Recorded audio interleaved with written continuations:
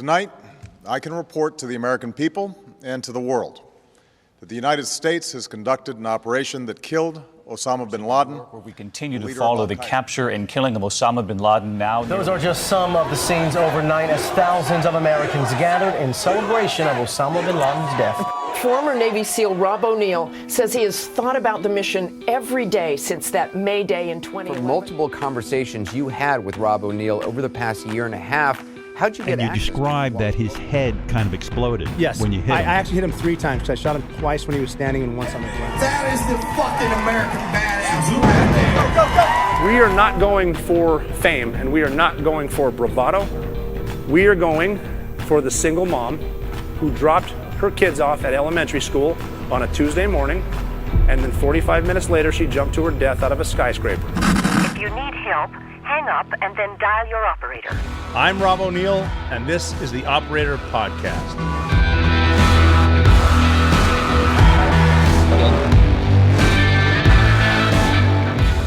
All right, welcome to the Operator Podcast with Rob O'Neill. That's me. I am your host, and this is episode 98. Thanks for joining us today. Today we have a special guest. I will be talking with Ryan Birdman Parrott, former Navy SEAL. A lot of combat deployments.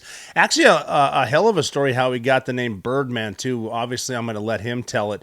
He is an extreme athlete, if you will, base jumping, traveling to different continents to include Antarctica. We'll get into that, and probably even discuss some of the flat earth stuff with the places they won't let you go in Antarctica, who actually owns it, the big ice wall, flat earth, that whole thing. But the story about getting the nickname is awesome. His story is incredible. This interview is going to be awesome. I'm really excited, and I'm happy that you can join us. And it is brought to you by my friends at My Patriot Supply. Folks, you're not going to like this. If you think you're prepared, take note from millennials and Generation Z. I hate to admit it, but they're doing something right. Research shows they're more prepared than other generations, from their savings accounts to their emergency stockpiles. So you have no excuse. If you're not preparing, you're failing. Get started today with My Patriot Supply. Since 2008, My Patriot Supply has helped millions of Americans gear up for emergencies. Today, their popular 4-week emergency food kits can't stay out of customers' carts. So get yours right now at my website, preparewithrob.com. Preparewithrob.com. Each food kit offers over 2,000 calories every day. Plus, with ultra-durable 4-layer packaging, it lasts up to 25 years in storage. That's a long time to keep your peace of mind. I have mine in my garage, and I've sent them all over the country to my family. Order as many kits as you need. Save $50 on each one. Free shipping will be included. Even the younger ones can sense that something is coming. You know it must be coming soon. You have no time to waste. Stock up on these essential food kits at preparewithrob.com. That's preparewithrob.com. Very, very important because, as we just found out, Vladimir Putin is in North Korea meeting with Kim Jong-un. What do you think's happening there? Well, I'd imagine the Russians probably need some weapons because they're fighting in Ukraine. As you may or may not know, even if you don't know, you're funding it, so you're paying for that nonsense. So they're probably getting weapons from North Korea, and then North Korea is obviously going to get some technology for their nuclear missiles and their nuclear subs and satellites, all kinds of good stuff like that. So it is almost refreshing to see the axis of evils back at it. That's what President Bush called North Korea, Iran, and Russia. But yeah, they're out there. So it's it's always a good time to be prepared. And I would do this right now because it could go sideways. But we're not going to go down that rabbit hole right now. If you really need to know some thoughts and need a laugh, check out my Twitter handle at Mchooyah, MCHOOYAH. That's fun there too. Grain of salt, because I'm not totally convinced that the world is as bad as we see on social media and the media. I think there's other forces behind a lot of that, but you can have fun on social media still too. Don't go too far on. Well, sorry, it's X now. It's called X. So grain of salt, like I said. And then we call this the Operator Podcast so that you as an operator can give me your peace of mind The best place to do it is on Instagram at Mikuya, MCH. I'm sorry, that's mine. You can go there too, at Mikuya. Actually, do go there too, MCHOOYAH. But at the Operator Podcast to talk about this podcast. And essentially, what I like you to do is leave a comment there, and I will read it. And then I will, if we say something inaccurate, if I say something inaccurate, tell me, and I will gladly take that. Take that in. If you're wrong, I'll tell you I think you're wrong. And if you're mean, I'm just going to delete your comment. So don't be mean. Anyway, let's get to it with Birdman. Wait till you hear this story. Hey, welcome to it. Like I promised, we've got another kick-ass interview right now with former Navy SEAL Ryan Parrott, known as the Birdman.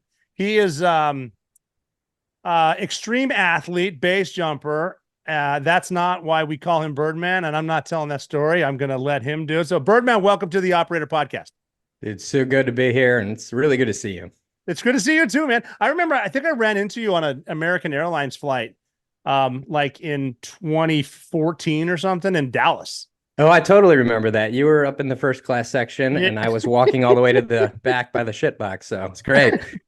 Yeah, I found a deal with a speaking agency. If you have a story, they'll fly you in first class, and it was quite a change from the Navy because C-130s sleeping on the floor of a 47, and then all of a sudden you're the guy in the front of the plane going, "Hey, asshole, there's a shitter in the back. Beat it." But, apparently I haven't upgraded yet. So, so former Navy SEAL from Michigan. I love Michigan because I think my favorite word in the English language is Michigander. And that's the thing. I'm from like right here. I love that. I love that people say that. And I don't know the right hand, but that's funny. Very cool. So, Navy SEAL, it seems like a lot of people are interested in the training aspect. When I talk to Rangers, I talk to some Delta guys and Navy SEALs. People like the training shit. So, you joined because of 9/11, correct? That's right. How did that go? That's it's probably the most pivotal point of my life, right? Because I was toying around with the idea. So a buddy of mine, this is funny. Got it right here. A teacher of mine actually got me this Reader's Digest, right? This is all I had to go on. Because there was nothing on the SEALs back in the 90s. It was very quiet. Like you saw some Vietnam posters or whatnot. And of course, the dudes are so big in these pictures. I'm like, there's just no way. But I read this book. It was like the first book I ever read. It was like 7 pages. It was awesome. It was like junior year of high school. And it was a Marine who influenced me to be a SEAL. He's like, there's one thing better than the Marine Corps, and that's the Navy SEALs. And I'm like, ooh, what are those? So I listened. And I'm like, this is exactly what I want to do. And I stayed after class, and I talked to him. His name's Tom Barnes. I'm like, Mr. Barnes, I want to be a Navy SEAL. And he laughed in my face. He's like, dude, you're not even passing my class, and it's an elective. How the hell are you going to pass SEAL training? I'm like, I don't know. And you were a junior at the time? I was actually a sophomore. Yeah. Okay. Yeah. And it was crazy because, he said that he saw some fire in my eyes because he'd probably never seen anything. I was failing his class like everything else. A complete terrible student, just a loser. And he said he saw something that day. So he said, all right, if you're serious, I'll get you something on it. And sure enough, I show up to class the next day and that magazine's sitting right on my desk. Really? And I dug right in and I was like, you know what? So I got immersed in that. And really, it's not a whole lot. Like that's back when we had America Online. You remember the dial tone? And I certainly do. Yeah. So I'm like trying to find things on it. So I tell my mom and my dad. My mom, she's like, whatever. Like, you go do it, honey. You got this. And she has no clue what it is. And then my dad's like, okay, I was just online. Do you realize that there's an 85% attrition rate? And I'm like, right. Is that good? What the fuck does that word even mean? What does that even mean? He's like, you're done. What did you find was the common response when you told like classmates or friends or adults that you were going to be a Navy SEAL? So I only told my dad and my mom. I told a few friends. Nobody knew what it was. So they were like, yeah, cool. You're joining the military. Cool. You should, because you're going nowhere else. And so that's right around what, 99 then, 2000? That was 2000. Yeah. And then, but regardless of 9/11, you were going to go anywhere, or was it kind of like a 50-50? So that was it. I was just talking. I was just running my mouth. I wasn't doing anything to back it up. And then I remember I was sitting in class and I saw that second tower explode. And I was like, okay, maybe I know I can't do anything about this, but maybe I can be part of the solution.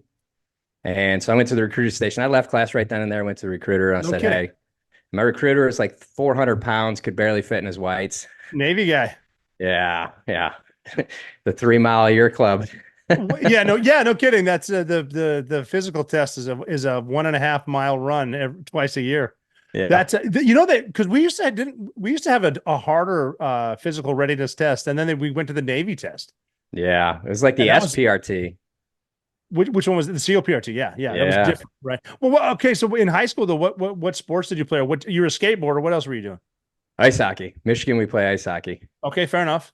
Yeah. And so Detroit. what about swimming? No, I didn't swim. I didn't learn swimming until I went to boot camp. Isn't that crazy? It's nuts. And I remember when I showed up too, they had this big Olympic sized pool, Great Lakes, and I had touched the water. I'm like, oh, this could be warm. It's gonna be super solid. And then they take us around to the back where there's this cold ass pool. It's tiny, and I'm like, oh, this sucks. And I'm from cold state, but cold water is cold water. It is, yeah. It's cold to the bone. Hey, who? Okay, I should know his name. The dude on the cover of that Reader's Digest. Who is that? Jeff Wright. Jeff Wright. That's right. I was a SEAL team too when he checked in. Nice. And I know you know a thing or two about being a new guy at a SEAL team. If you check in, it's a pretty bad day if you're already on the cover of a magazine. I've nenever thought about that. I think we brought him to JB's Gallery of Girls, and it's called we called that The Office. So because how they in Virginia they have it says stopless go, but you read it quick. It says because they have to wear the pasties, but they call it The Office because the married guy's like, yeah, honey, I got to stop by the office. I'll be right home. And I think we brought him there and got him in some trouble or something. But yeah, Jeff Wright was a solid dude. He was a Marine before, but yeah, he got on the Reader's Digest. And I don't know why we're talking about go-go dancers, but so you go to boot camp and you learn to swim in the cold pool in the Navy. Yep. Yeah. How many times did you take that test to get into BUD/S? One. You just ran. What did you go, breaststroke or side stroke? I did side stroke. And so it was funny because I was training. So when 9/11 happened, that's when you do the delayed entry program and they give you a membership to the Y. And so I got to train. And there was a guy that was actually instrumental because this dude was like 250 pounds, sheer muscle, ripped, humongous dude. And he's curling 20s in the gym. And I'm like, what are you doing? Like, I could curl more than that. And I get these pencil arms. And he's like, it's not about how much weight I can push. It's about doing this for the rest of my life. And I'm like, whoa. Yep. So I was all in. So he got me running and then I was trying to swim terribly. And then I was doing a lot of calisthenics but yeah, side stroke. And I remember there was somebody giving instruction on the side stroke. And I'm like, I am screwed. I'm done. I couldn't pull it off in boot camp. I did the breaststroke, which is a bad idea because you got to do push-ups. I think so the test is not that hard. It was 500 yards and then 42 push-ups, 50 sit-ups, and like 6 pull-ups, and then a run in boondockers. Were you guys still wearing dungarees? Yeah. Yeah, those were awesome. I like those things, man. I thought they were cool. Dungaree. Well, so we had, and then at BUD/S, you have that burning party where you burn everything. Did you guys do that? No, we didn't do that. Yeah, so they took all our dungarees, we put them in a giant pile after like grad week, and we burn them all. Burn the Dunga Jams, the Dungaroos, man, the Dungarees. I love those things. Yeah, then the Navy went to those blue camis, which to me is a bad idea because if you fall in the ocean, you don't want to be matching the ocean. I don't think. I missed that time, so I didn't see it. I saw pictures and I was like, "This is a joke, right?" No, they're serious, man. Navy's all in. And dude, it's crazy to think back to BUD/S. I was just doing a ridiculous Google search. There's like 2 dudes I went to BUD/S with that are admirals now. It's like, how old am I? It is weird, right? Some of my new guys are actually like master chiefs. It's crazy. It's crazy. Yeah. So then you pass the thing, you get the orders, and then is it a pipeline right to BUD/S? How did BUD/S work when you went there? What class was that? That was 245. Still had to go through a rate, so I went to aviation ordnance school because it was the shortest school. So I got to learn how to put bombs on the bottom of jets. Ayo. Yeah, if you ain't ordnance, you ain't shit. That's funny. So for people who don't know, that's explain the rates and then explain the SEAL source rate. That you need to have you need to have a job first in the Navy. So can you explain how that works? Job in the Navy. Yep, I got you. Did it freeze? A little bit, yeah. No big deal. Okay. So having a job in the Navy, yeah. So you have to have some kind of a job or a rate, MOS in the military.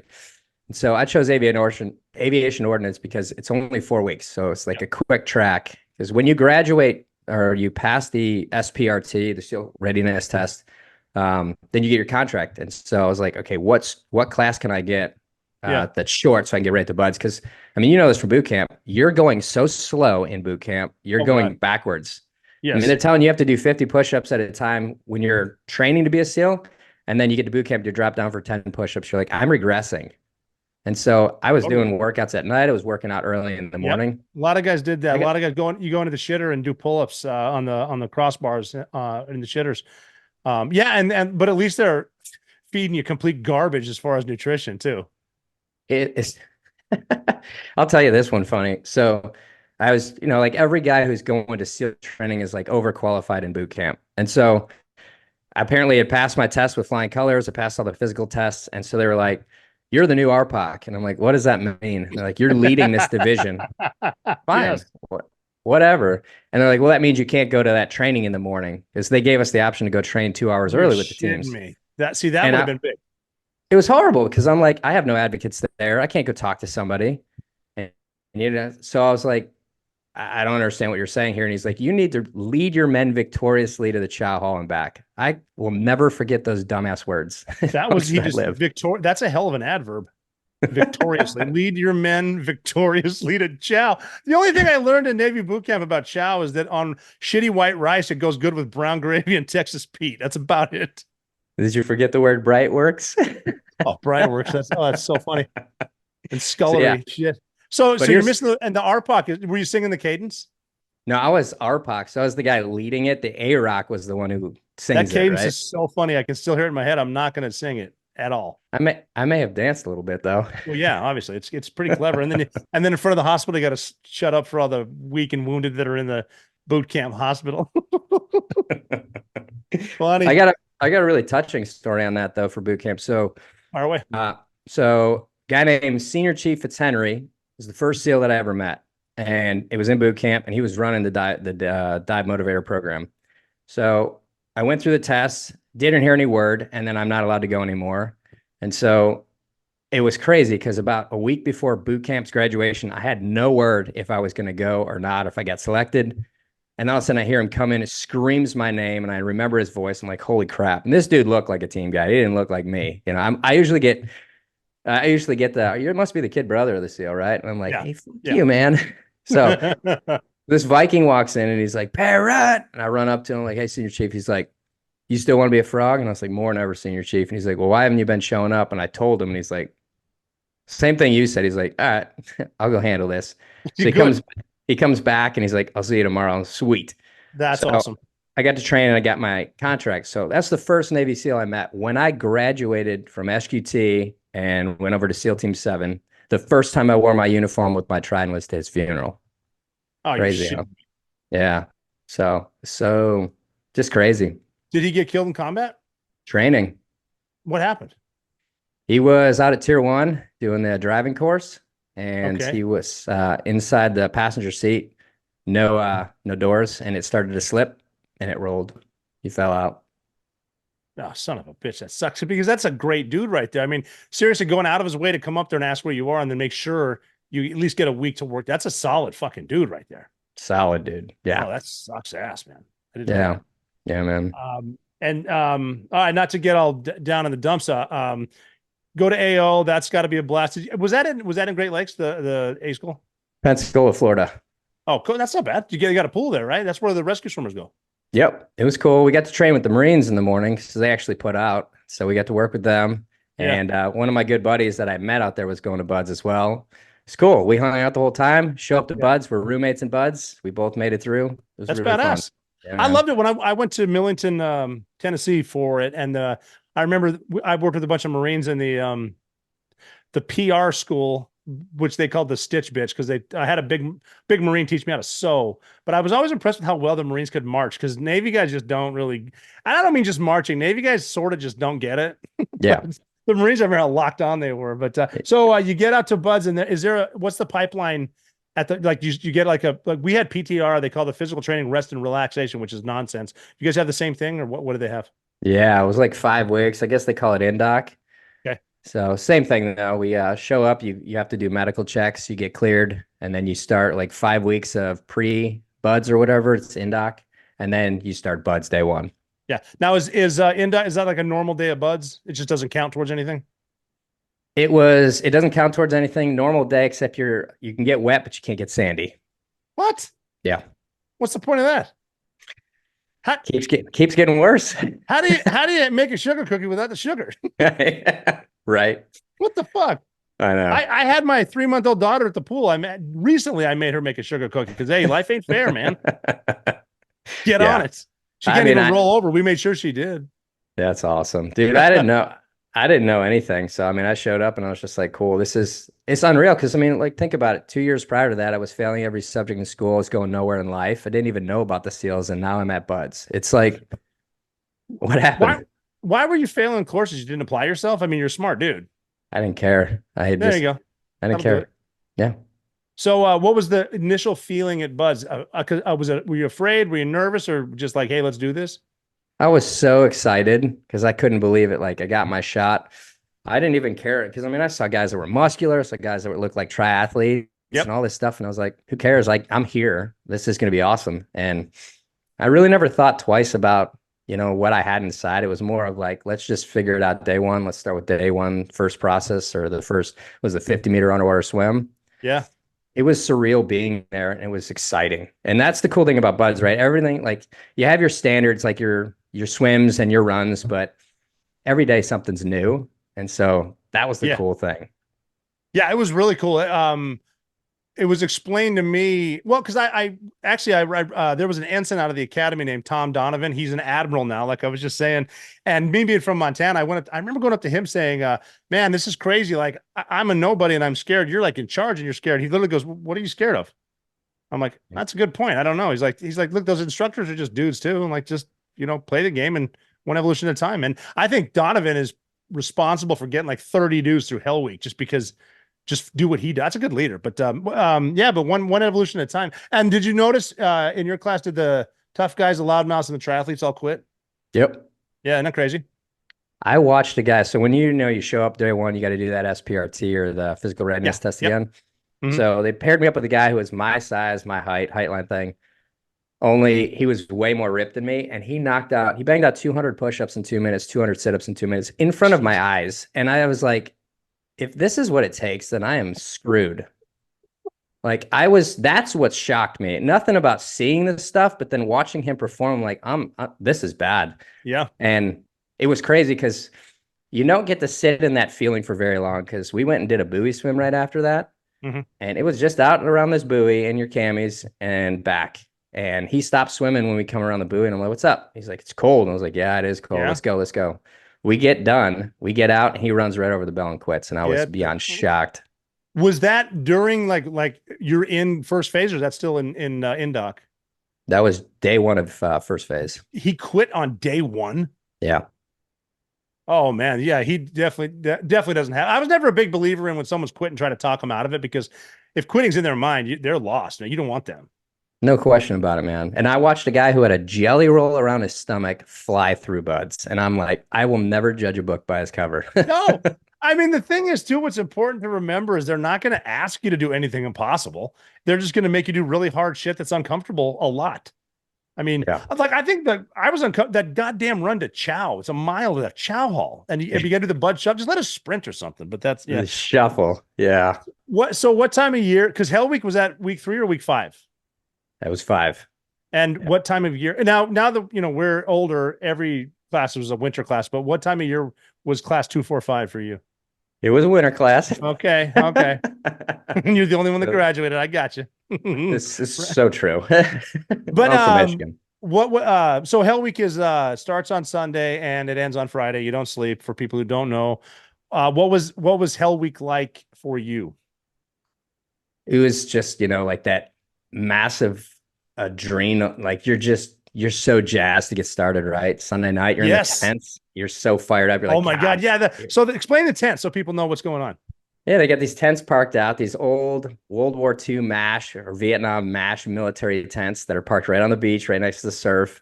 And they got cots inside. And that's pretty much your sleeping quarters when you are right there.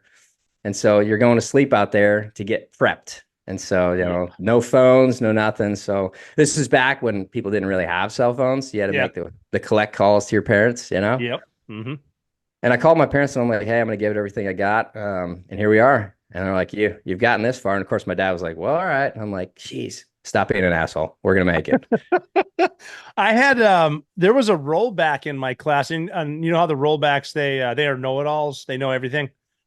And they teamed me up with him in the tents right before. And Hell Week, like the breakout's the one you see on TV when the bullets are not the bullets, the blanks are going off, and there's grenade sims going on. Everyone's running, it's chaos, it's dark, and it's fun. This rollback, we're in the tent, like Hell Week is gonna start in about 3 minutes. And he looked at me and he goes, bro, I'm scared. And I said, yeah, I know we're all scared. He goes, no, I'm fucking scared. And I'm like, okay. I was like, this is gonna be the only fun part of Hell Week. It's gonna suck until Friday. We get out and break out for a minute and he quits. It's like, dude, quit when it gets hard. But fear. It's like, come on, man, you're fine. Don't panic. It's fine. Anyway. Breakout was so much fun. It was chaos. As long as you understand, like, because they're those poor ensigns, those poor officers and boat crew leaders trying to get the head counts. It's like, you want to stop and say, this is designed so you can't get a head count. Like, they're making this chaotic on purpose. Like, just go with it, man. Fuck it. Yep. Yeah. It's just, you can start getting that dizziness from all those chem lights at night, and you're just running back and forth, and the fire hoses, and it was so much fun. I think right after that, when we started doing the surf torture, about 45 minutes after. Yeah. That was a really funny scenario because we're getting tortured. It's dark, ocean's dark, night's dark, moon's not illumined. The instructors are like, we called the weather gods and we made sure it was nice and dark and cold for you guys. Totally. So believe that. Yeah. So then we interlock arms and I'm looking at this guy next to me and we're shivering. And one of the instructors gets on the megaphone. He says, dudes, you've only been into Hell Week for 45 minutes. Do you think you can keep this level of intensity up for the next 5.5 days? And the dude next to me goes, ah! Yeah. And he was just a psycho. And I was like, oh, okay. It was crazy. Yeah, it was up. And again, I found what helped me through that part was you could still see the families of the instructors standing on the rooftops to watch. And it's kind of like, this is serious because we're going to be awake for the next 5 days getting crushed, but this is kind of a game. Like, just go with it. And I don't know if it was Tuesday night, they do Steel Pier where you go to the pier and they make you do the Navy drown proofing where you're wearing all your camis in the water and then you take them off, you do the flotation. And for some reason, there are dudes that get in their mind, they think that, I'm taking my clothes off in the water. That means I'm colder. I better quit. Yeah. It's like, what, dude, it's not affecting you at all. And whatever, you're going to be cold. They can't kill you. It is a mental mind fuck. It is. Sure. And then when people say that too, it's like, Buds is mostly mental. Yeah. I mean, it is. I mean, it's very, very physical, but it is, you can't let it get in your head. You can't lose your sense of humor. What stands out in Hell Week? Is there a particular evolution? In Hell Week, the evolution. Well, we got screwed on was it the mud pit? Not the mud pit. Yeah, the mud flats. That's the last evolution. Last one. Yeah, so they were somewhat dry. So when you see these pictures of people just completely immersed in the mud, we were kind of crawling over it. And I'm like, I'm not sinking. Wow, this is good. That is good. That's not all mud, right? That's mostly sewage. Well, definitely. So check this out. My deal in Hell Week was we were doing around the world. You're paddling the IBS boats around. Yeah, tell them what around the world is. Tell them how far you go. All the way around Coronado Island. It's a long evolution. It's an all-nighter, and as long as you do it right, you're dry. It's like the one time in Hell Week that you're like legitimately dry. Yes. So first part of it, we get lost, and we're nowhere near where we should be, and we run up on, I think, the Coronado Cays.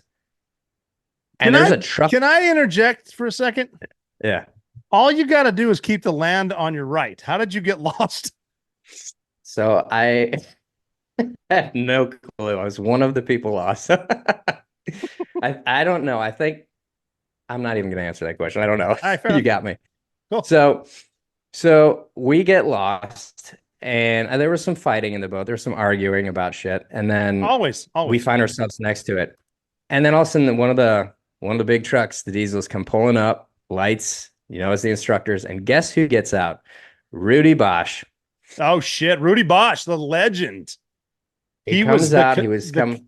Oh yeah, the command master chief at SEAL Team 2 for 26 years. Yeah, so he gets out, and he's being he's an honored guest to be there. So he's obviously out, but he was just like, "What's up, boys?" And I mean, we instantly knew who he was, and we're like, "Oh, this is worse." this is way worse. And he's like, you just got to go right over there. And then he hammered us. I mean, told us to get out of the boats. We got beat at the Coronado Caves for a while. He got us back in the boat and we went. And so we got back on track and we start coming in, at the final thing where you see the big fire where you got to go to where Bud's is. And so we're coming in on it. And of course, one of our officers is yelling like, we got to steer this way. And everybody's arguing, no, we got to steer this way. And then sure enough, the boat gets crushed by a wave and we go from dry to wet. Oh just boy, get yeah. crushed. That was so demoralizing. I think that's it, man. It's just like every time you get dry or you get a little bit of that warmth back, it just go hit the surf. Yeah, oh man, and that fire, they can mess with you too because they get you nice and warm by the fire. Could get back in the water. Yeah. Plus in winter too. I mean, the water's 4 to 5 degrees colder, but that makes a huge difference. The winter hell weeks are no joke, man. That's crazy. Yeah, and then how was pool comp? Pool comp was fun. I mean, so because I didn't know anything about diving, I was learning everything for the first time. It was very interesting. It's the same thing with like shooting, what they teach you. Like if you don't come in with bad habits, then you should be very true. Much better. And so the interesting thing for me was like you do what was that first thing you do? Like the tread, where you got to swim with the tank on your back. Yeah, you got to tread water with your hands out of the water and you get twin 80s. Yeah. So they did it. They made us do the practice test the day before and about 5 of us nailed it. And they're like, well, for you guys who actually tried today, you already passed. And we're like, sweet. And so they hooked that up. That's great. And so then we move into all that stuff. And I think it was like, it wasn't pool comp. It was one of the evolutions before pool comp that I had failed once, had to redo. And then pool comp, it was just like, I had nothing left when I was kissing the ground at the end of it. But it was fun for me. It was really fun because it was just like, study these procedures. I'll tell you a funny one though. During the tread, my buddy, I'll just say his name because he's out, Mark Matzel de la Flor. His last name is Matzel de la Flor. Okay. Matzel de la Flor. Okay. Can you imagine stenciling that on your shit during boot camp? No. You just shorten it to Mats. Yeah. So that's what we call him, Mats. So he kept doing the tread, and this dude's got so much power in his legs that he was kicking, and his shoulders and almost his nipples were out of the water, right? But his hands kept touching the water like this, and so they kept failing him. And so they stopped calling him Matzel de la Flor, and they start calling him, that's what my hands are for. That's fucking funny. Was he a water polo player or something? Like those water polo players got that weird round and round kick where they just can keep anything up. That's crazy. Yeah, he's just got that retard strength, man. He's a psycho. We can say that word again. That's the big internet thing. We can say retard and gay again, I guess. I don't think we ever stop, dude. Well, sometimes you get in trouble for saying stuff that you shouldn't. If we act like it never happened, it never happened. Fair enough. Yeah. Then after dive phase, you get to land warfare. How was the island? Because no one really knows about the island. I had a horrible time on the island. Did you? Yeah, we were there, it's 40 straight days, no days off. And I think the instructors were drinking the whole time. Yeah, for sure. No question about it. But how'd you like it? I didn't. Yeah. It was not fun. It was, you're just constantly like you don't get time off at the end of buds, and every night you go home, you go back to your barracks and you just depressed. That one you don't. There's long ass days and you're still playing the same game where they'll get you wet and they'll beat you. So every hour on the hour. I didn't really like it that much. And the food was better, though. I thought the food was better. I was going to say that. The only good thing was the nutrition was really good and you're working out nonstop. I have had abs 2 times in my life. One was after Hell Week and one was after the island. That's it. That's actually a good point. That's true. Yeah. I mean, even doing the 10 pull-ups before every meal, wearing all your H gear and magazines and shit. That was, you're getting in shape and, drinking water and milk. That's about it. I hated Frog Hill. I hated running the flights. I didn't mind Frog Hill. I kind of like that. Did you? Yeah. I was a bit of a runner back in the day. Ooh, yeah. I hated Frog Hill. But playing with demo and blowing stuff up underwater. Cool. Oh my God. Yeah. Seeing the mat weave go, that was sick. Oh my God, that was awesome. And I even doing the old school World War II tactics and I think that's important to know that stuff too, because when we go to a big, well, not us, but when the next generation goes to the big war and China decides to turn everything off, you better know a map and compass and how to tie a goddamn satchel to a Jap scully because shit's about to go down.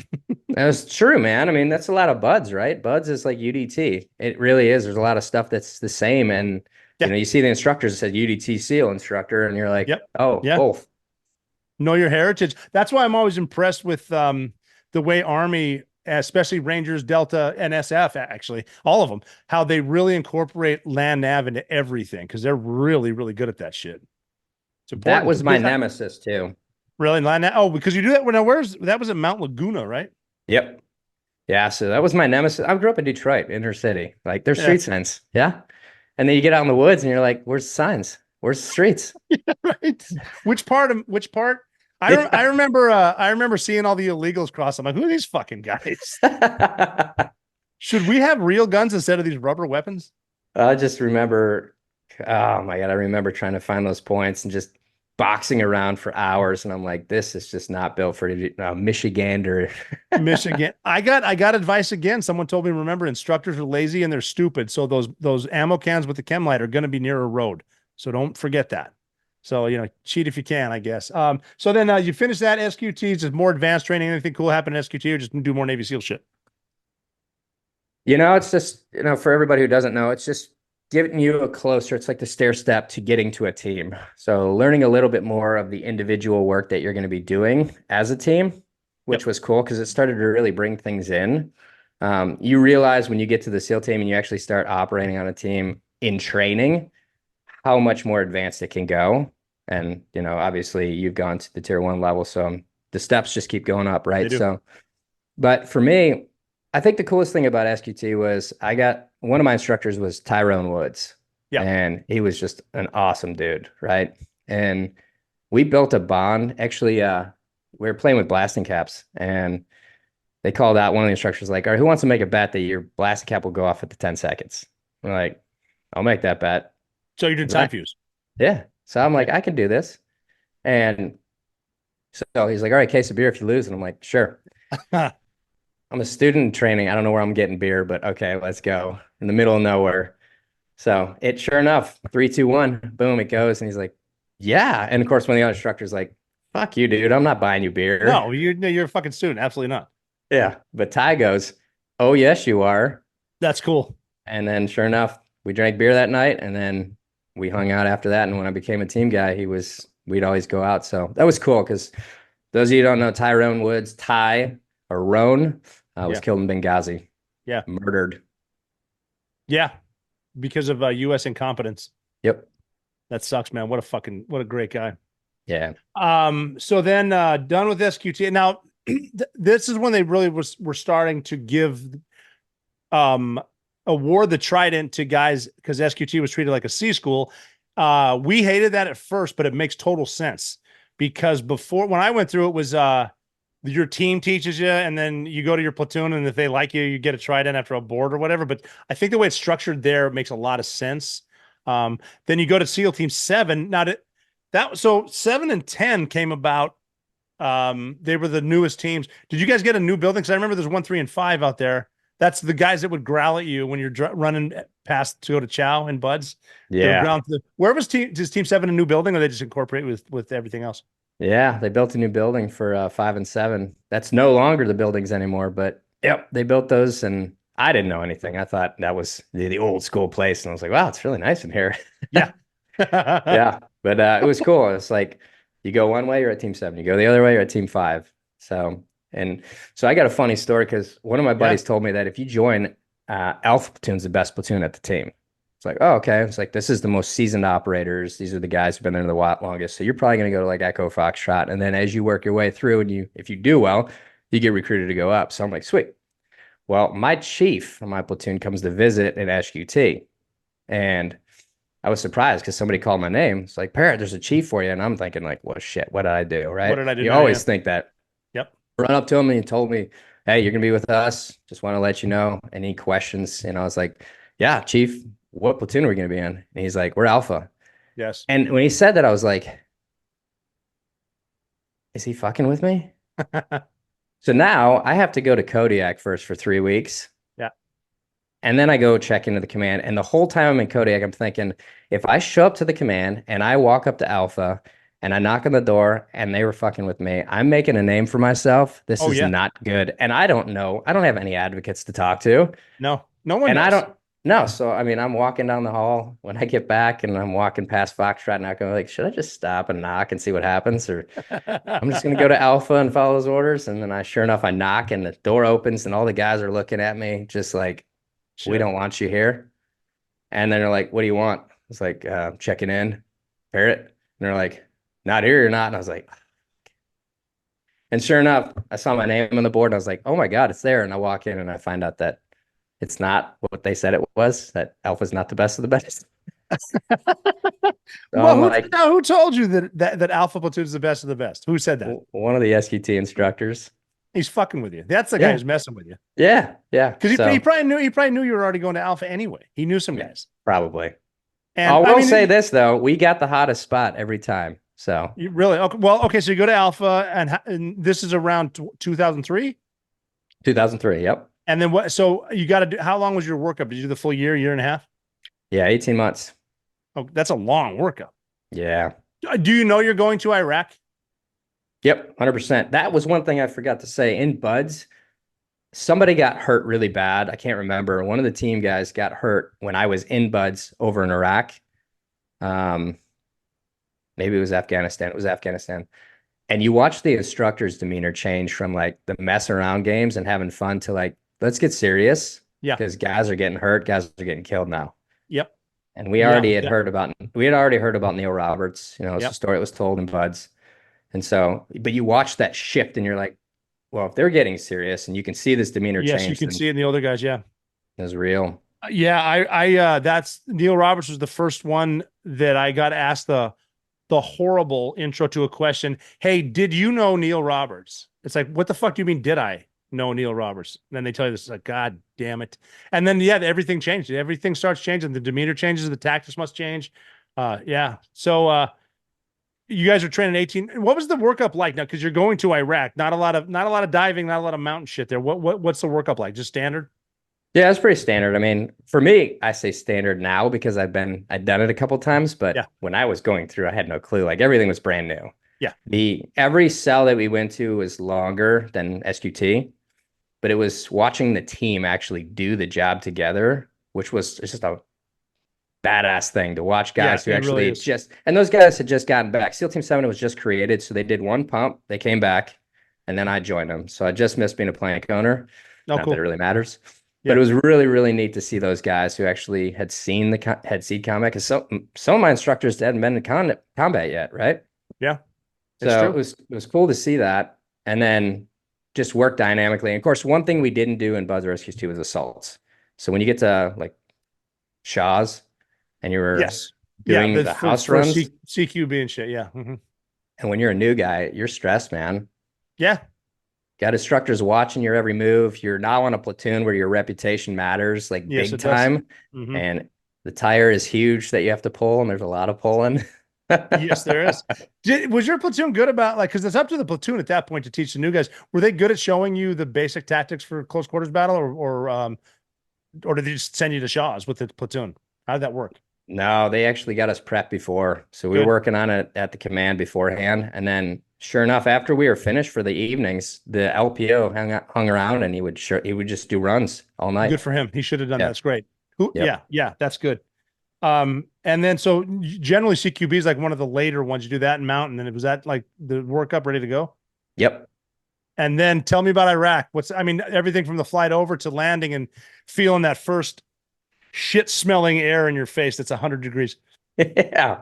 So if you ever get to go to Iraq, which is pleasant, I have a timeshare if anybody wants to go. It's awesome. Yeah, I heard Ramadi and Fallujah are really nice this time of year. They sure are. So, yeah, I remember when we started diving, because they actually started going hot, diving this big plane. It's a long flight, and you know everybody knows what they need to do, but they forget to mention to the new guys that you can bring hammocks and spool them up. So I'm laying. They didn't tell you that shit. What the fuck? They were having fun. That's not fun. I mean, at some point, I want my guys rested. I know. I Well, learned on a couple trips that they'll actually give out Ambien and Jack Daniels. That'll put you out for a while. wish that were my first pump. That was at 6. Yeah, cool. I'm Missed pretty that sure one. one of our guys flying the plane.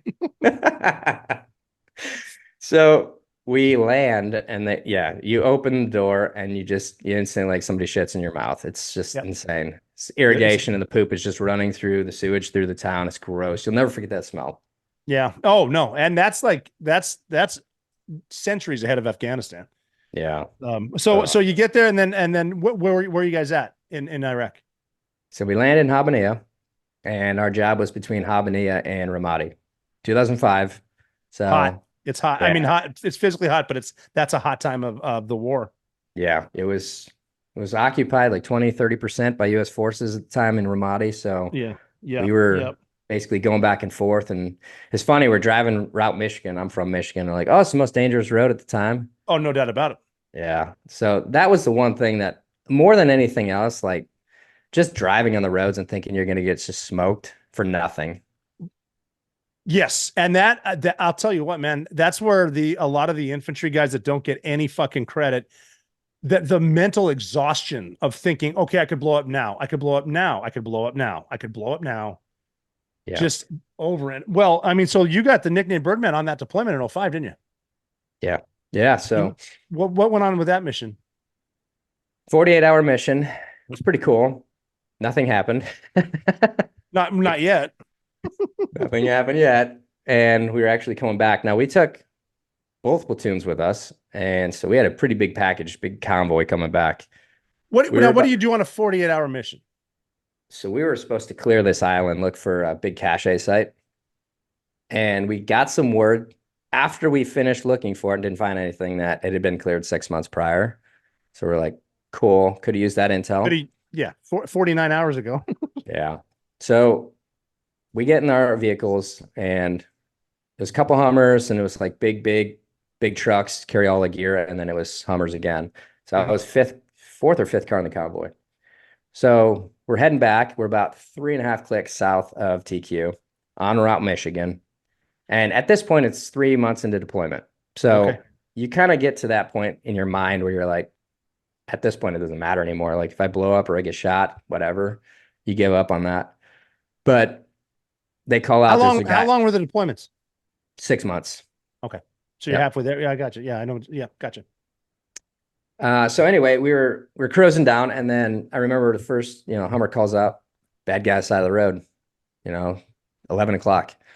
So ROEs back then were, throw a crash, scare him, get him out of the way, get him there. Guy's out in the middle of nowhere by himself on the road past curfew, right? So what's he doing? Cell phone, let's detonate, whatever. Yep. So first guy crashes out, you hear it go, you hear the comms come out. Second Hummer sends some pop shots. So I'm in the position where I'm turning my 50 because I'm like, this new guy's about to get some. Oh shit. Yeah, with a 50, and I'm like 50 machine gun. I'm like, this is heroic right now. And then oh yeah.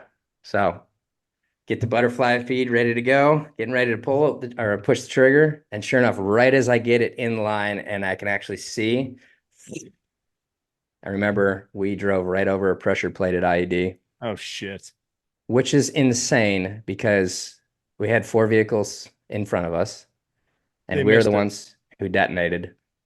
And I can tell you what, it was the most violent thing. I can't even explain how violent it is when you're not just immersed in a fireball like a giant flame, but the shrapnel spits through you so fast that you just feels like fire crawling through your body. And it went, so I was in the turret. So this massive fireball comes through, incinerates my face, shrapnel through my body, and then it shoots me straight out of the turret into the sky. So about 2 hours after that, after I got to return to base, one of the other platoons came in. He's like, dude, I heard you worked on a brother. I was like, I hope he's going to be all right. He's like, heard you went flying. I was like, yeah, I did. And he's like, the fucking Birdman. And that was it, man. Shit. Yeah, it was crazy. So, for those listening. So it blew you out of the turret. I mean, did it knock you out, or did you just fuck my life? It didn't knock me out, but I mean, it could have, it should have, right? Because I was so disoriented. I was like, my gun was gone. You know, one of the other guys found my gun. It had blown it straight off the. I mean, it blew the 50 cal off. It blew the top part of the Hummer off the Jesus. hatch. Blew the front end of the Hummer off completely. I remember the Hummer lifting like that, and then it smashed in, no more tiring, and so all this soot, just the dirt, just flew right over as it dived down. So now I've got all this nasty ass dirt mixed in with my burns and the wounds, and so I'm disoriented. I'm like, you know, when you see those movies where somebody gets blown up and then they're just kind of trying to figure it out. That's exactly what I was doing to try to figure out what just happened. And you immediately know, like, shit just went really bad. It just got really bad because now you're thinking ambush. Now you're thinking, oh yeah, they're going to start shooting now. Right. So, but at that point, like, honestly, if we got an ambush, I'd been fucked. I was going to ask that if you take an IED, an explosion like that all over your body, and the ambush comes, I mean, do you even have the sense to get off the X, or you're just done? I was trying to make sense of what just happened. My brain was not thinking. It was not working. But then when stuff started to come back, it immediately said, find my gun. Yes. And then I stopped doing that when I looked and I saw my driver laying on the ground. And, you know, you see your buddy and they're like, you win the fight first, but nothing's happening at this moment. And right now I'm making the call to go to him because I don't know how bad he is, but he's not moving. And sure enough, when I ran up to him, you know, for people who don't know, which there's a lot of people who don't, blood doesn't look like blood in the dark. Blood is, it looks like tar in the dark, you know? So, you know, I'm looking at the dirt and I see all this blood, and then I can see his tibia sticking out. Oh shit. And so then I rip his pant leg open and he's bleeding out his femoral artery. Oh, so, fuck.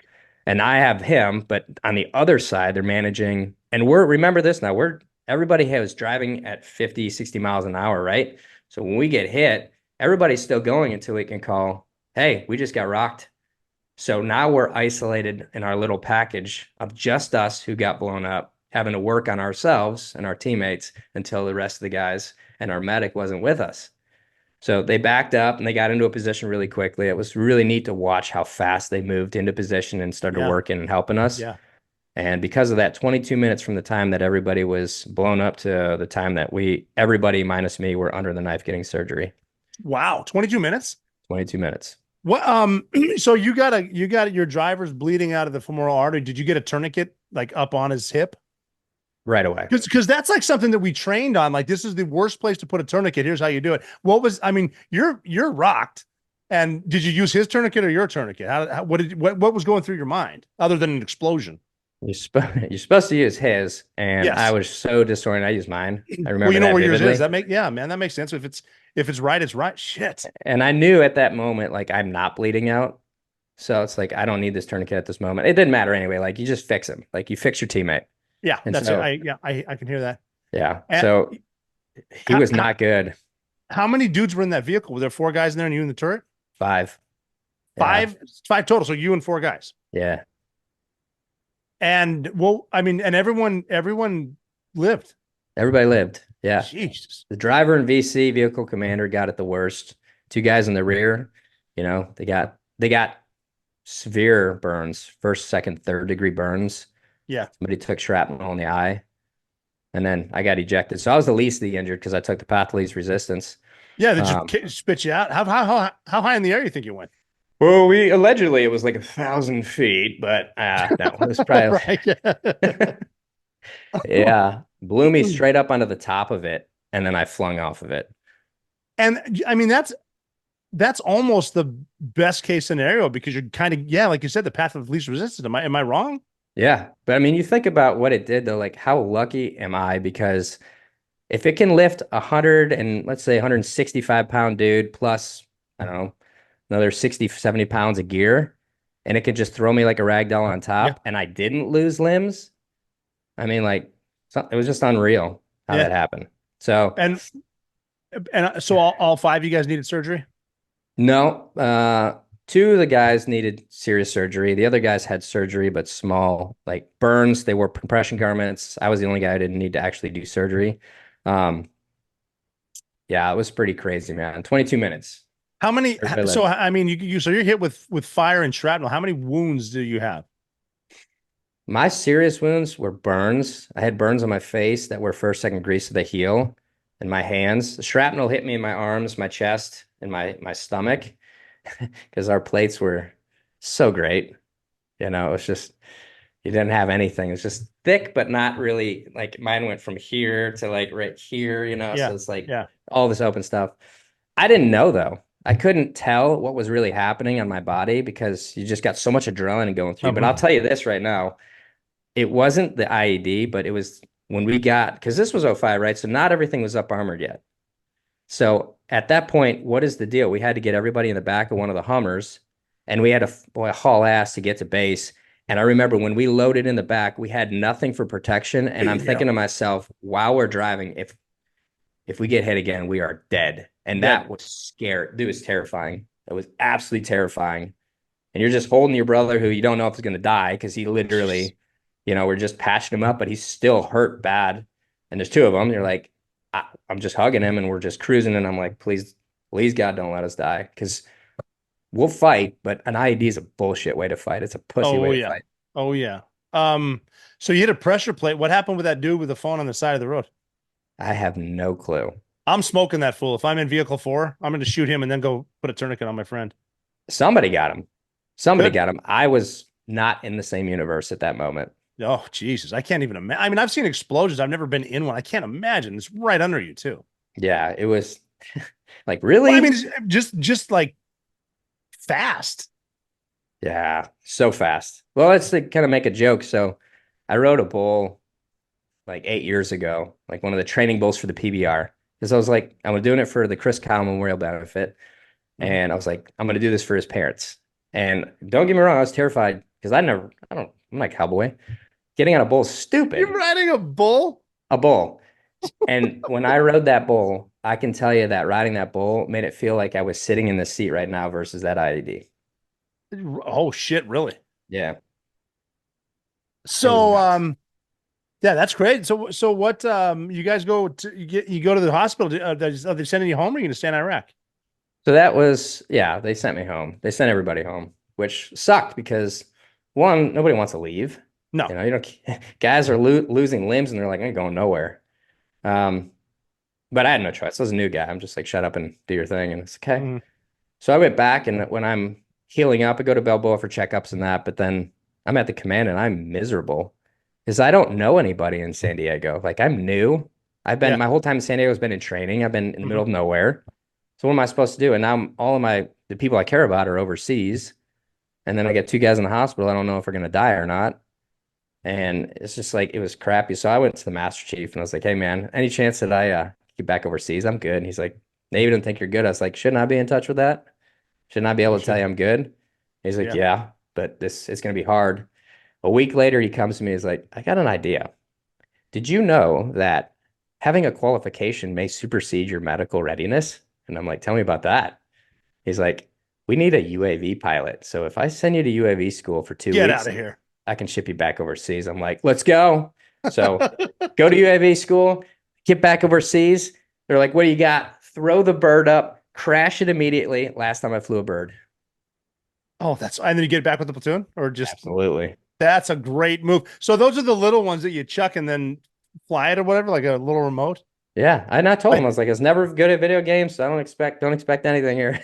Yeah. Don't have me in the cockpit flying a Reaper. I'm going to crash that too. So you get to come back home with the boys and then just another platoon. That's it. Another pump. And that was just, that was it for me. Like being at a team. So you did three tours to Iraq, right? Yep. Were they all in the same spot? So 2 to Ramadi and then 1 to Basra, right on the Iranian border. Yeah. Yeah. Well, were you over there in 07? Yep. Yeah, I was over there too. That was that honest to God, 2007 Iraq was probably the best summer of my life. Was it? Oh, dude, well, that's when we did the Arab Spring, and a guy by the name. Well, it was the Awakening, not the Arab Spring, the Awakening. Sorry, Arab Spring was in Libya. Awakening. But there was a guy by the name of Stan McChrystal, who was a general, and he was running JSOC, and he's like, well, Al Qaeda is Sunni. And all these guys out here are Sunni, so let's just let's go to Sunni houses and find the foreigners and start killing them. So we went on kill missions, man. It's like There were missions out there, and again, not just the bad guys, the foreign fighters, but they would kidnap Sunni families and live like they were amongst them. But we figured out how to work that out. And it's like we're going on missions. We're like, if we only killed 9 dudes, it's like what a waste of a night. Like we could have got way more. 07 Yeah, was that good. dude, that was a hot summer, but yeah, no, the Arab Spring was the awakening, whatever. 07. So I'm done talking. So 3 pumps. What after you get blown up, man, you got some street cred. What was the second pump like? You know, it was one of those things where you got back into a platoon and brought some new guys in, and they told us this time we were going to Ramadi. And during that time we were training, because then you hear about what Bruiser Platoon was doing out there. Yep. A lot of people getting stuff or getting some. Oh yeah, lots of stuff. Yeah. So we were like, all right, we're training harder. And the goal for us was just be the best platoon. So we got the hottest spot. For people who don't know, if your platoon is, performing at a high level, then you get to choose the most dangerous place to go. Yeah. And that's what we want. Right. So that was always the goal. You mentioned earlier, you check in the team and then your reputation starts to build. And that, like, when you're training, you got other SEALs training you, and they notice, and then they talk to each other. Yeah, Alpha Platoon's fucking squared away.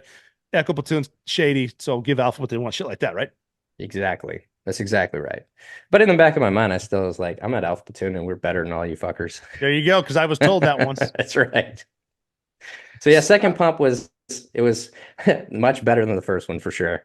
Yeah. No IEDs that I walked into, but you started to see more of the EFPs coming out. But yeah, that's Iranian. Now explain those, because that's Iran doing that shit. That's directionally challenged IEDs, right? With better demo inside, so there's not air pockets, and they can actually fire it with a laser. They can fire them right at the driver, and that's some scary shit. It cuts through the armor like fucking butter. Yeah, like you're done. And I guess the EOD, they always said it's easy to be an EOD because if you mess up, you'll never know. Yeah. Right. Yeah. But it was like for those things, you're just like, I'm not even worried anymore because you're gone. You're turning into mist. It's nothing. Yeah. Well, you got to figure like a bullet's like 3,200 feet per second. An explosively formed penetrator is like 22,000 feet per second or some shit. That's just insane. Like it moves so fast that the air resistance bends metal. And that's what, yeah. But you can thank Qasem Soleimani and the Iranian Republican Guard for training the Iraqis up. Now, were you guys going into Sadr City? That's where the Shiites were. We didn't get the chance. We stayed in Ramadi our time. Yeah, that's Sunni. Whatever. I mean, Iraq's Iraq, potato, whatever. I mean, it was home for a year and a half. It was crazy. It's weird. Were you guys living in those palaces on that base? Yeah. Yeah, we snuck in there for a couple nights. Yeah, I remember. I remember seeing you guys come out in cool Gucci gear, and I'm like, "What's that?" Yeah, because I didn't know anything about your team. We got the cool Gucci gear and the Sherpas carrying our shit. Yeah, bigger. I was like, "Who are these guys?" Who are these fucking idiots? You don't know who these guys are? I'm like, "No, I've never heard about it." You mean there's more? More training? So was that mainly direct action missions in Ramadi? Yeah, and I went to sniper school, so I got to do a lot of Overwatch for cool. Marine Corps and pushes, which was neat. You went to the Marine Corps sniper school?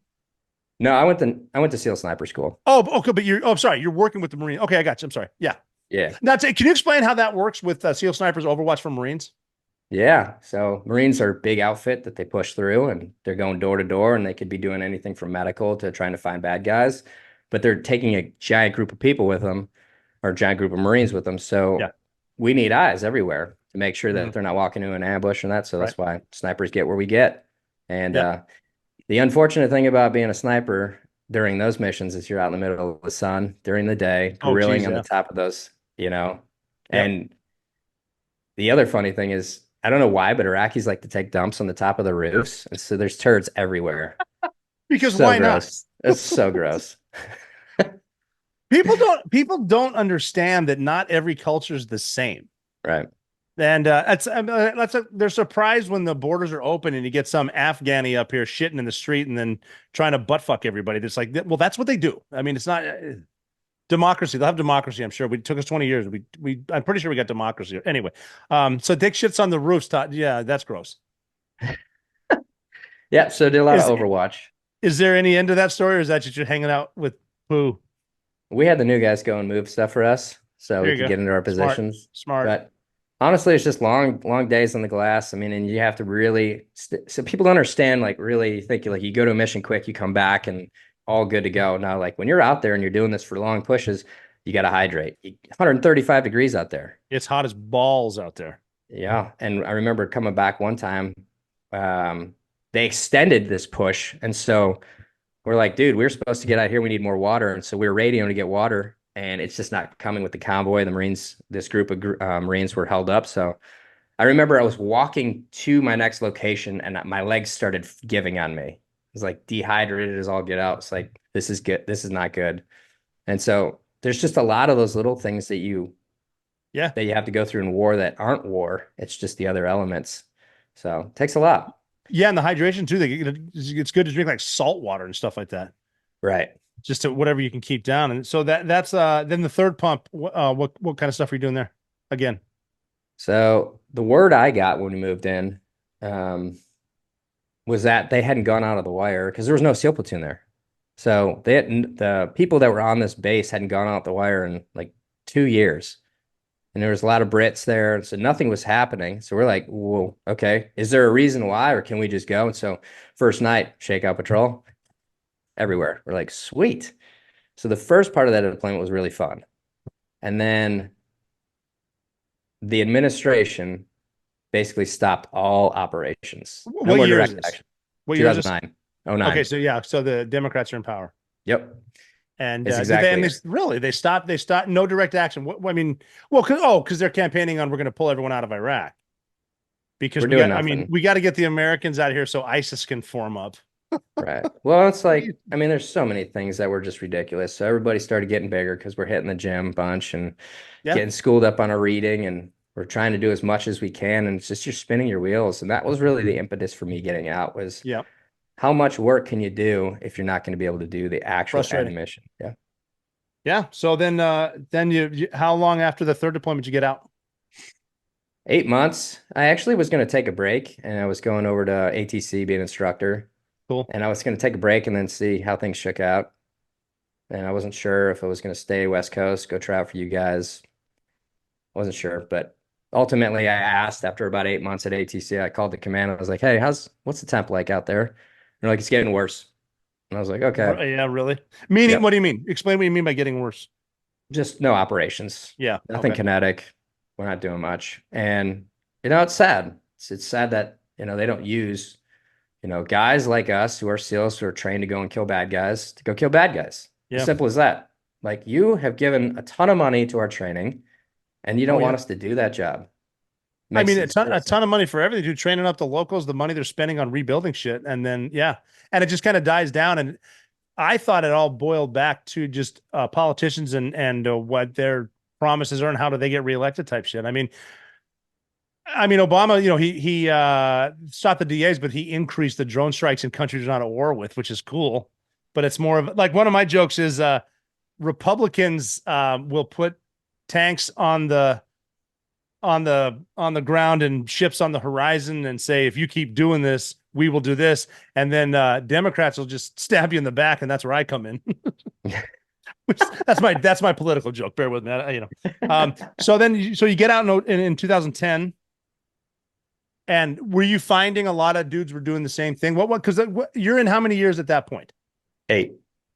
So that's kind of the precipice of 20s retirement. I'm in 8. I could. What were guys your age doing the same shit? Like, it's just time. Because at this point, even like the Blackwater money's drying up, isn't it? Yeah. I was never going to do the contract thing. It just didn't appeal to me. But for me, it was like, if I go and I re-up one more time, I got to do career, right? That's that 8 year. You have to. So I was like, or at least I thought I did. But I was like, okay, I'm ready to do something. And just during that time, one of my good friends offered me a job that I couldn't refuse. What's that? So, I was going to be the COO of his company.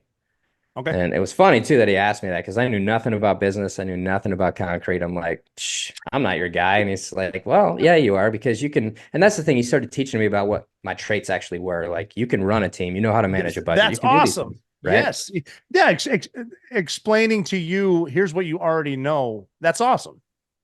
So he was like, yeah, you can do this. And I'm like, you're not selling me because I don't know anything about this. And he's like, well, this is what I'll pay. And I was like, I'm totally your guy. I'm in. I'm your fucking guy.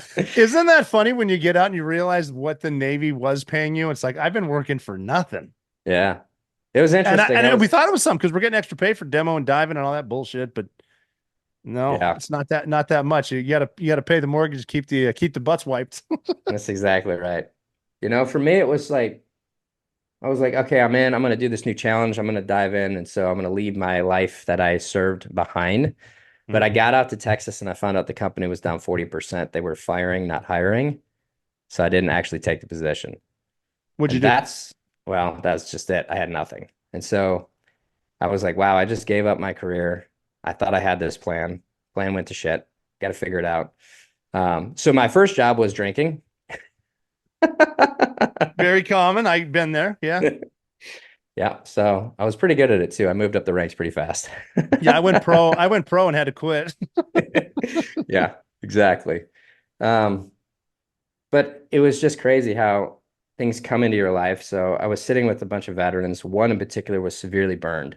Yes. And I was like, man, it brought me back to my injury because, when you're blown up and you're in Iraq and you're in the middle of nowhere, you can't just look in a mirror, but you can feel it on your face. You're like, oh my God, it just took my face off, because that's exactly what it felt like. Yeah, I'm sure. And I'm like, oh my God, my face is gone. It's a terrifying feeling. Oh, gotta be your face. Yes. And I get back and I see that my face is burned, but it's still there. But then talking with this guy, I was like, he had the exact opposite, massive disfigurement. And so I asked him point blank, what are they doing for you guys today? And he said, look at me, dude. I've had 36 surgeries and this is as good as it gets for me. Get the fuck out. I'm like, what? And so I was like, man, because that would have been me, And I'm could have been real easily.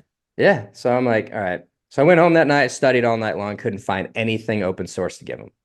There's all research papers. There's not like this formidable charity that's doing this stuff to fix you. There's no advancements. Like things hadn't changed in Vietnam in the burn space. And I'm like, this is unreal. Haven't changed since Vietnam. Vietnam. And then I get to looking at how many soldiers and troops have been blown up and burned. And I'm like, what are they doing? So I call him the next day and I'm like, dude, I don't know if you remember from yesterday, I'm that tall, dark, handsome Navy SEAL. And he was like, oh yeah, I remember you. Don't remember that look though. I'm like, yeah, right. I was like, I was thinking about starting something on your behalf. Would you join me? And he goes, dude, I'm in. And so initially we kicked it off. It was called Sons of the Flag. Yep. And it was for burns. And that was the big thing for me. It was just, it gave me a mission, gave me meaning and purpose again. That's really cool. Yeah. So I started traveling to different hospitals, talking to their burn units, talking to their head physicians, finding out where their capital need lists are and their discrepancies, and trying to help them fix it. And so going in the door, and just like we're trained to go blow in a door, I would go into like Harvard and I'd sit down with the top of the burn unit and they're like, so you're this guy running this organization. Aren't you a little young to be running an outfit like that? And I said, aren't you a little old to be practicing medicine? Sit down. And he's just like, let's do this. And so you realize that it doesn't matter about the titles or anything. Like, let's look at the problems. Like we're failing collectively to help our soldiers returning home in a multitude of reasons. And burns is one of the worst injuries somebody can endure. Absolutely.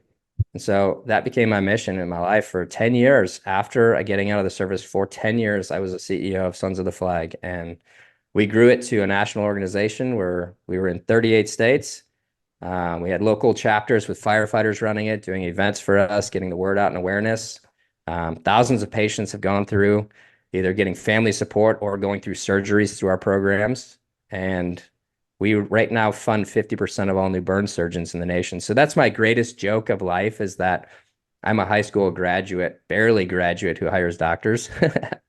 Pretty funny. That's awesome too. And I think what's cool about that, it's proving that just learning something in a classroom and regurgitating doesn't make you smart. You're literally learning stuff overseas, learning stuff through working with other special operators, Marines, stuff like that. And then on the job training. And then this just makes sense. That's incredible. Like literally a high school dropout or high school graduate who's hiring doctors. Richard Branson's a high school dropout. Like a lot of really famous people didn't sit in the classroom learning from someone who learned in the classroom. That's pretty badass.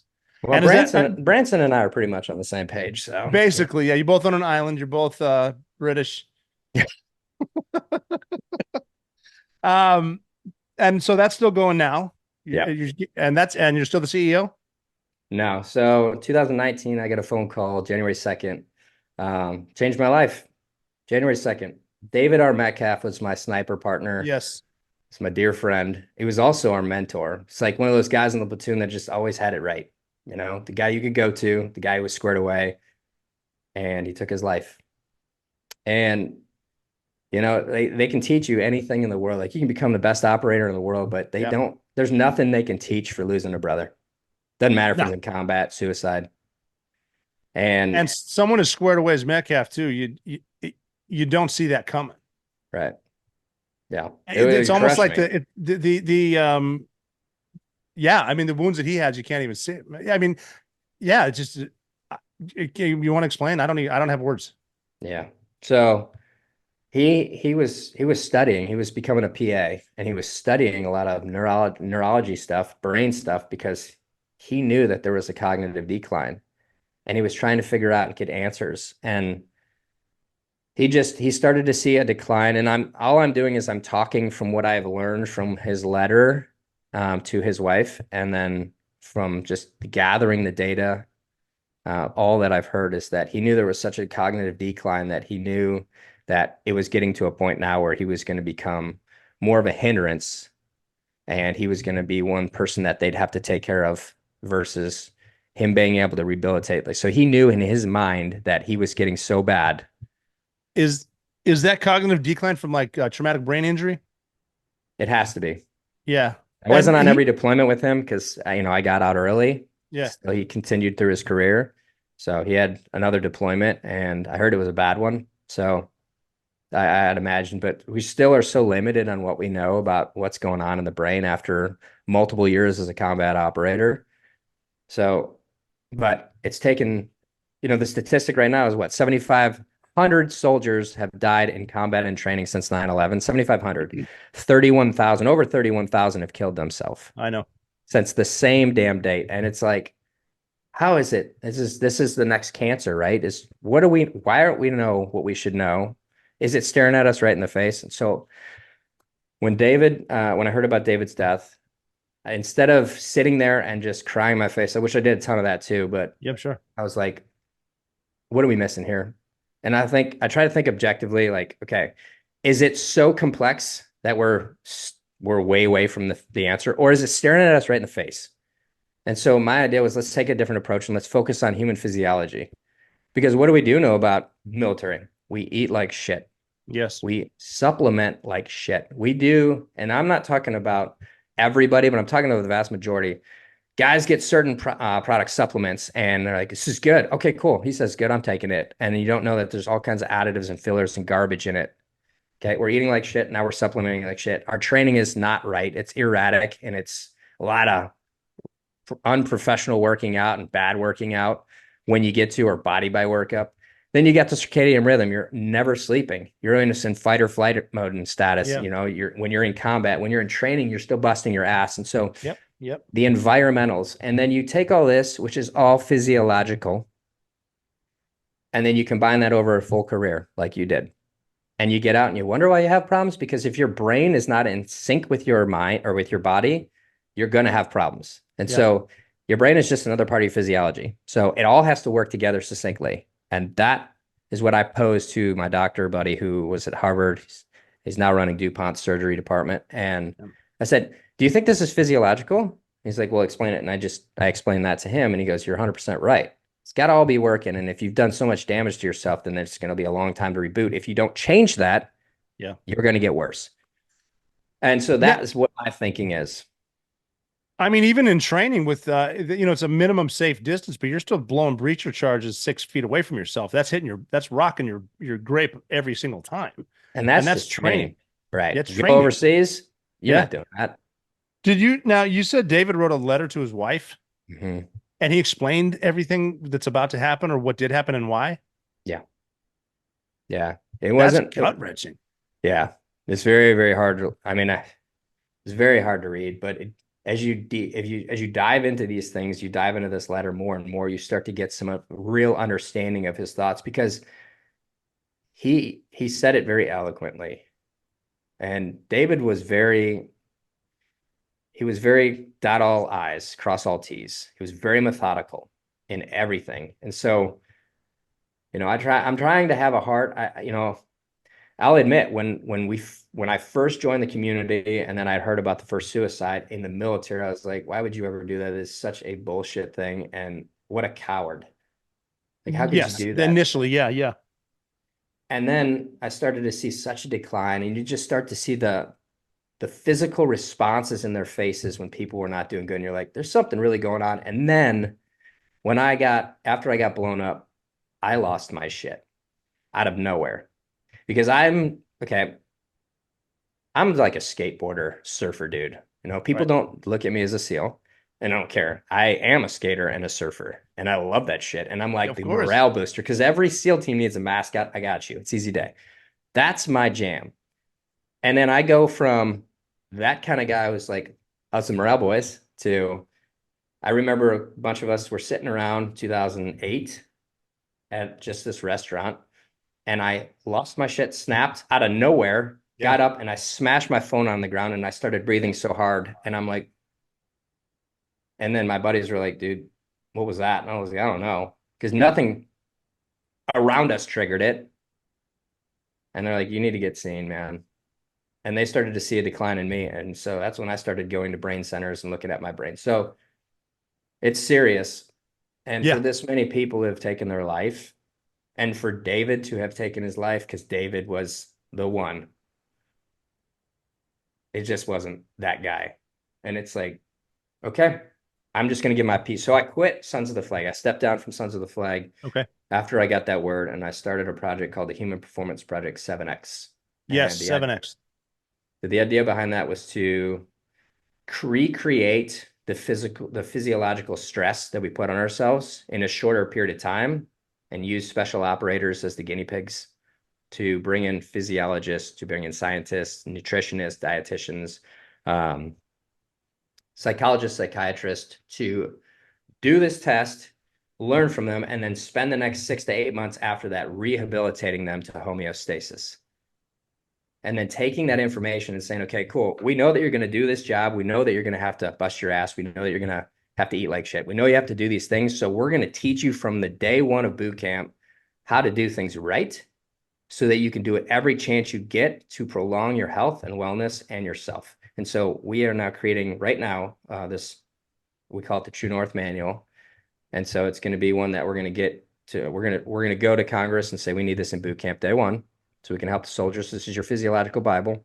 And then any kid 14 years old and above who wants to just do it right from the start can pick up a copy and they can start living. And so what we say is we're going to help you build your foundation or rehabilitate your foundation, and then you can put whatever home you want on top of it. And 100% of the net of the manual and the documentary that coincides, the documentary is going to explain what all this was. All 100% of it goes to 20 different nonprofits, 2 in the UK, and then 18 out here in the US who they're doing badass shit. That's incredible. That so the 7X, it's the 7 continents in 7 days. What's that all about? I created an idea in 2015 where it was like, let's go base jump all 7 continents in a year. And it was just like a fun little project for a couple buddies and I. Let's go hit it. Yeah, that's fun. Why not? Why not? And we got the budget down low enough where you take a small little camera crew and then a couple of us, and we just ripped the world. And so I pitched it to Chive, and they're like, dude, how are you going to do this for this budget? I was like, dude, here's the numbers. This is the whole thing. This is like our con-op. Go. And they're like, okay, we'll bite. Like, no way. I just sold this to Chive. That's sick. Yeah. Well, Chive had other things going on that became a more pressing issue at the time. And so it kind of just got lost in translation. I'm like, okay. So I shelved it because it was just supposed to be fun. It wasn't supposed to be anything serious. Mm-hmm. When I was creating this project, I'm like, who's going to give a shit? Like, if we do this, who the hell is going to care? Why would they care about watching a couple guys run, jump, swim? Like, who cares? We got to give people something really cool, something spectacular, but also the American people want to see veterans win. Yeah. So let's give them that chance. This was, they do. Everybody's fighting for the same thing. Every single person on our team had lost somebody, either combat, training, suicide, accident. And so it meant something to everybody, and everybody together won by doing this, not just one person. So it was really, really cool. For everybody. For me, it sucked because the funding was the issue. Funding's always the issue. Everybody, always the issue. Yeah, everybody wants to be a part of it until you ask for a donation. That's a tough one. Yeah.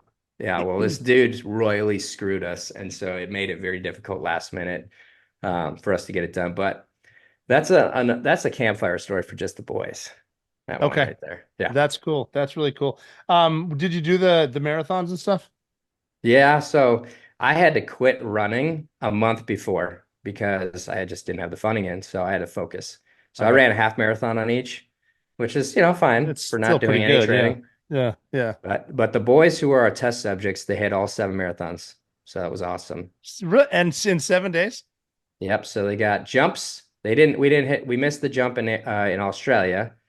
And then consequently after that, Antarctica, because Antarctica's got some weird, stupid laws. Like they want to hide all their aliens and their nuclear warheads and all that shit out there. Yeah. The big ice wall that surrounds the flat Earth. Yeah. Where do you base jump in Antarctica? There's a great place called Holtana Peak. It's huge and it's been jumped. So, there's places been jumped. It's just not everybody's sitting around. Most base jumpers don't have an extra $150,000-$200,000 just sitting around to say, I'm going to go on a base trip, and it's not easy to get there and live there too. It's almost inhabitable. So yeah, I would imagine it's dedication. Who owns Antarctica? Nobody. That's the thing. Like it's a governing body of like so many different countries. Yeah. And every one of them have their ideas and they're all strict as shit. And it's like, they don't like tourism, yet they have tourism. Well, no. It's like, yeah, I've heard the Illuminati owns it. Agreed. Totally agree. Lizard people. Someone in charge owns that fucking place. There's a lot more going on there than we think. Pretty sure the Templar Knights are hiding out there right now. Yeah, and the Ark of the Covenant. Who are those really tall lizard people? I've been seeing stories about those. Dude, the internet is awesome. It fills my brain full of, I'll take my sleep gummy and just go into Neverland on the internet. Oh, some funny shit out there, man. So, now go ahead. 7X, it's called @7X Project on Instagram. So that's where we are at right now. So if anybody wants to go follow it. Yeah. 7X.project. 7X.project? Yep. Yeah. So that one, people can stay involved so that we'll be pushing out when we're actually going to be releasing the documentary and the manual. All right. @7X. What else do people need? Where else do they need to go? What's your handle on Instagram? So I got rid of mine. So you did. I thought I found it today. I thought I was sorry. Okay, never mind. So it basically, I changed it over to my podcast. Okay. Because I was like, this is the thing for me. Like, I don't have anything to say. When I do, it's usually something that I'm going to rip people's heads off for. And I'm like, but here's for me is I'm not doing anything behind it. I'm just going to scream or I'm going to want to punch somebody in the face. I'm not going to fix the problem though. So I'm like, I don't have anything to say if I can't just rant. Plus, fair enough. Getting shut down. I'm like, why am I going to put effort into something that Facebook or Instagram control? Yeah, that's a really good point too. Yeah, I got shut down for something. I still don't know what I did. Whatever. Yeah. So A7X.project. Where else should people go to look for you? Let's see. YouTube, the show. It's called the Frogman Friday Show. Yeah, I want to do that soon. When am I gonna get on? Hey, you're the busy man. I skateboard for a living. Shit. Come on, man. I need to get in that line of work too. I'd break an elbow or something. It's coming. Okay, and in conclusion, I got to know what failed giant tortoise trainer means. That's in your bio. I read it, man. I did my homework. Yeah, so I actually didn't write this bio. I had my buddy, who's so much better of a writer, is a Brit. So obviously they got English down. He's like, I'll speak real English. Yes, the Queen's English. They say aluminium funny. I love the Brits. We worked a lot with the SBS, and I love those dudes. And the way I describe their humor, because I mean, most military people are fucking funny anyway, and special forces are funny, and the Brits are funny. But I describe them as like on a piano, they're the sharp keys. Like their humor's there, and you know what it is, but it's just a little off. Mm-hmm. But it's awesome. Hey, before we get into the failed tortoise trainer, so with the health stuff, like, do you do your blood panels? Do you run your blood? Do you take your blood? Do you run your blood? Do you do your labs, check your blood and understand what's going on? Yeah. Yeah. Okay. Everything got super screwed important. up because of Afghanistan. My entire body is fucked up. Yeah, but it's good that you're doing that. See, this is No, a yeah. lot of Well, I married the right woman. I would probably be dead if I wasn't married to Jessica. So that's a good thing. good, man. A lot of people don't know, man. Like, you do Yes. it one lab and you'll find out so much about what's going on, and you can Mhm. really repurpose a lot. So, and if you What are guys are your struggling, if anybody's struggling, you can reach out at the Frogman Friday show. And if you want to get blood run, just reach out to me. I'll help you with that. That's awesome. What are your okay? One more thing. What are your thoughts on the psychedelics for post-traumatic stress? All in, all in. Okay, me So too. I've Good. actually done it twice. Which ones? So I went out to Marcus and Amber Capone vets. I went out Yep, to I did the Mexico. same thing. And then the Ibogaine? second time, yep, Ibogaine and 5-MeO. Oh yeah, 5-MeO's the heat. Hang on, I gotta plug this. Try to keep everyone interested for a second. Okay, this is my show now, people. I gotta send you. This is my show, fuckers. So get ready.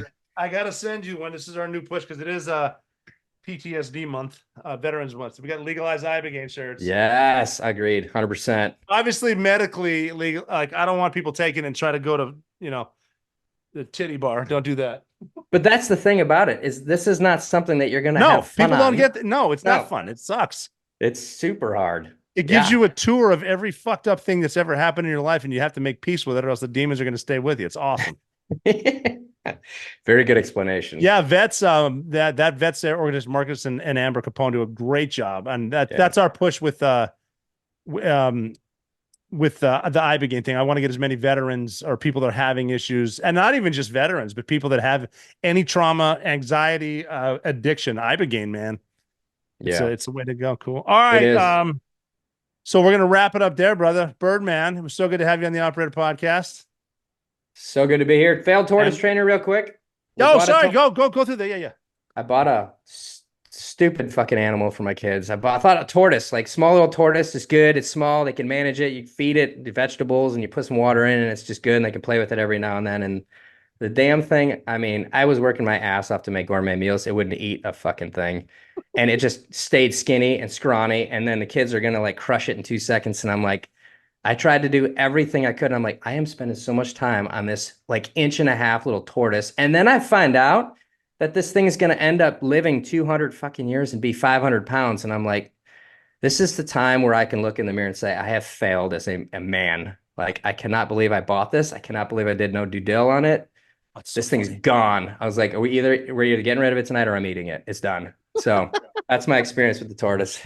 The giant. Oh, so he wasn't a giant tortoise. You got what do you feed a baby giant tortoise? Vegetables. And They he eat doesn't eat vegetables. No, mine didn't eat. It didn't eat anything for like 3 months. And also, if you see a tortoise and you want to rescue it by throwing it in the water, don't do that because tortoise can't swim. That's the word on the street. Yeah. And of course, by word on the street, I mean these fake little streets we have outside. So, all right, that's awesome. We are going to talk offline. I'm getting on the Frogman Friday show. Everybody follow that and reach out.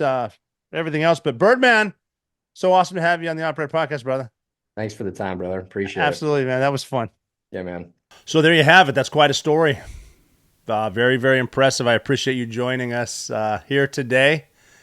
And remember, if you can teach a tortoise to swim, you're never out of the fight.